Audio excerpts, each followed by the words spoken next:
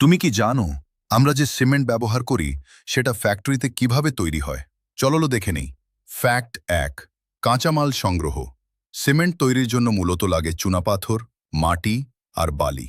এগুলো খনি থেকে বড় বড় মেশিন দিয়ে তোলা হয়। Fact ২, crushing.